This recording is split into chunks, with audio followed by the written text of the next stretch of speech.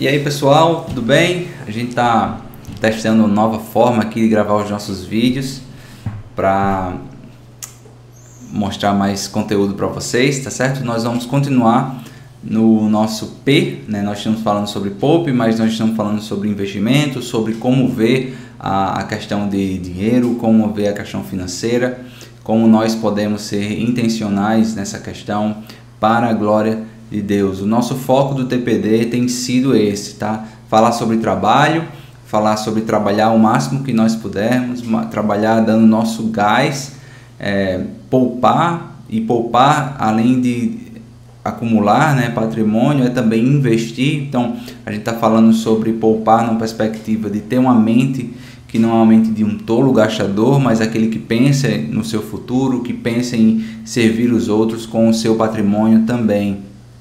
E o doar, que é o D, é de doar o nosso tempo, de doar os nossos recursos para que Deus seja glorificado com isso também, tá? Então fique ligado aqui. Hoje o tema é sobre a construção de riquezas e como se dá essa construção, tá? Nós estamos falando sobre um livro, How Should I Think About Money, que é do R.C. Sproul, né? Como eu devo pensar sobre o dinheiro. É um pequeno livro que ele dá algumas dicas interessantes e eu resumi aqui alguns pontos para a gente rapidamente conversar sobre essa temática, tá? A primeira parte na questão de construção de riquezas é no fato de que Deus se importa com o bem-estar do seu povo, Deus se importa com a questão material. Nos evangelhos nós vemos Jesus constantemente dizendo: cuidem dessas pessoas, tragam alimento para o faminto, tragam roupas para quem não tem roupas, cuidem das pessoas, alimentem os necessitados. Então isso são preocupações materiais que Jesus, o próprio Senhor Jesus, tem para as pessoas. Então a gente não está preso aqui num dualismo grego, que o que só importa é a nossa mentalidade, é a nossa vida espiritual e nada dessa vida mais importa, né? Nada dessas coisas de bens materiais. Nós não estamos ligados a esse tipo de dualismo, tá? Não existe essa separação e muitos levam isso até para o que nós chamamos de gnosticismo evangélico, onde eles pensam que somente dentro do ambiente de culto, dentro do templo, dentro de um ambiente de culto da igreja, que a gente está servindo a Deus, e nada do resto da nossa vida, do nosso trabalho, Deus se importa com isso. Isso é um equívoco que nós temos que lutar contra esse tipo de pensamento, porque o Evangelho alcança todas as áreas da vida, tá? Então nós não estamos presos dentro desse dualismo, tá? E aí o que a gente precisa entender, tá? É uma condição necessária do homem entender sobre a questão de produção. O homem, ele acumula patrimônio, ele cresce através dos meios de produção. Então as pessoas, existem necessidades, necessidade dos homens que haja produção de bens e produção de serviços, tá? Então todos nós, todos os dias, estamos consumindo ou prestando serviço ou vendendo bens para as pessoas. Essa troca diária acontece todos os dias e todas as pessoas precisam. O que é que acontece com muita gente que não tem condição? Ele não tem os bens necessários para adquirir aquilo que ele vai consumir. Então outras pessoas que têm um acúmulo de bens podem ajudar esses outros também. Lembrando que para você entender a pobreza no mundo, eu falei do vídeo passado sobre os 4 tipos de pobreza. Existem algumas pobrezas, alguns tipos de pobreza circunstancial.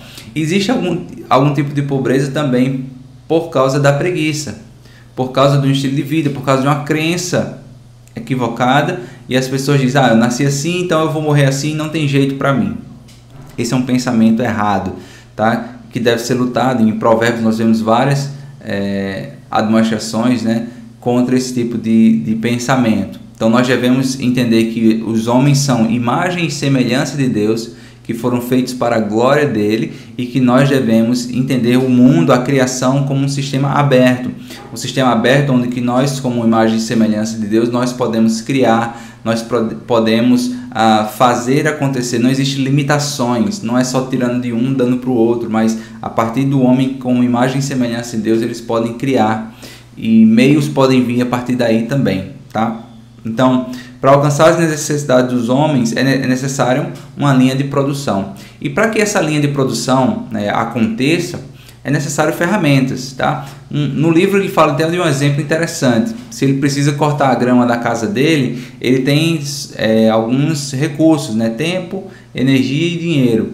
E ele pode economizar dinheiro e ir lá e arrancar com as próprias mãos, ou até com os dentes. Isso aí ele vai economizar, não vai ter nenhum custo, mas ele vai perder muita energia e tempo. Então ele pode pegar o quê? Com a tesoura, e com essa tesoura cortar a grama. Só que ele vai precisar comprar essa tesoura, então já envolve dinheiro aí. Mas ele pode pegar um cortador de gramas motorizado muito grande que vai economizar o tempo dele 20 vezes mais. Só que isso também precisa de um investimento maior. Então, se ele consegue isso, ele consegue prestar serviços em outros lugares e consegue adquirir dinheiro através desse recurso, dessa ferramenta que ele tem, que faz isso muito mais rápido. Então, é uma questão de você perceber como a produtividade acontece e como nós podemos ser mais produtivos com as ferramentas que nós temos. Eu li até em outro livro falando sobre essa questão, que tinha um jovem que ele tinha um cortador de grama e ele estava cortando lá por $50 e ele comprou outro cortador de grama a partir do seu trabalho e alugou para um amigo dele trabalhar para ele. Então, o amigo dele ganhava $25 para trabalhar com um cortador de grama, ou seja, esse amigo dele não tinha esse cortador de grama e ele tinha, e ele recebia os outros $25 por ter o cortador de grama. Ou seja, a ferramenta dele acelerou o processo e até trouxe outras pessoas para o sistema, né, no sentido de lucrar a partir disso também, tá? Então, o lucro, ele é o motivo pelo qual as pessoas buscam comprar e adquirir novas ferramentas. Então, as pessoas olham para o lucro para poder pensar em meios diferentes, como eu vou poder chegar mais rápido no cliente, como eu vou poder oferecer esse produto mais rápido ou produzir mais para que possa vender mais. Então, vendo os meios de melhorar as ferramentas para essa produção, olhando no lucro lá na frente. Mas também com isso, ela vai resolver também esse lucro, vai resolver o problema de necessitados. Ele vai ser, pode aliviar os problemas de pobres e necessitados também, pensando em lucro. Em Marcos 8,36, Jesus ele nos orienta, ele diz de que vale, de que adianta, qual é o ganho. Ele usa essa linguagem de lucro, né? De que vale, de que adianta ganhar o mundo inteiro e perder a sua alma. Nesse texto ele está falando que o acúmulo de bens ele foi trocado pelo mais importante. O mais importante é a nossa alma diante do Evangelho, diante do senhorio de Cristo.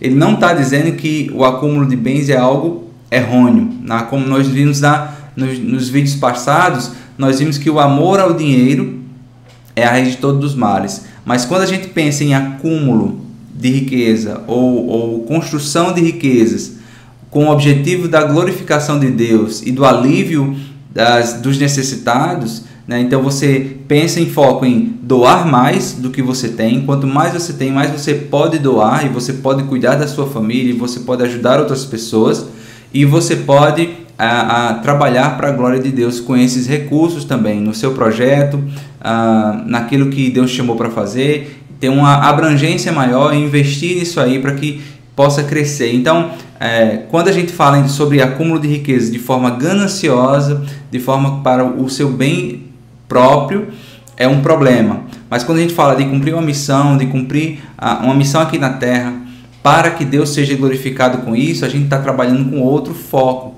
Então a gente não trabalha com foco de acúmulo de riquezas para ostentação. A gente fala com acúmulo de riquezas para glorificação de Cristo. E aí é bem diferente. Então eu até vi esses dias uma pessoa bastante rica no Instagram que poderia estar morando em qualquer país do mundo. E perguntaram a ela, mas com esse dinheiro que você tem, você não poderia morar nos Estados Unidos? Não, ele fez, eu poderia. Mas isso não vai acontecer nem tão cedo, porque eu tenho que estar onde Deus me chamou para eu estar, para eu cumprir a minha missão. E isso é o mais valioso. O dinheiro ele é servo. O dinheiro ele é servo, ele deve ser o servo. Então, ao acumular riqueza ou ao buscar acumular riquezas, que esse tenha gravado no seu coração, tá? e ande com pessoas que têm essa mesma mentalidade, para que assim você possa constantemente ser checado o seu coração, para quando você tiver mais riquezas, você não ter o foco de entrar no seu coração a ganância, entrar no seu coração o amor próprio e não servir a Cristo. Tá? Isso é um perigo muito grande que muitos caem nessa cilada, e nós temos que estar constantemente voltados os nossos corações para que o Senhor seja glorificado.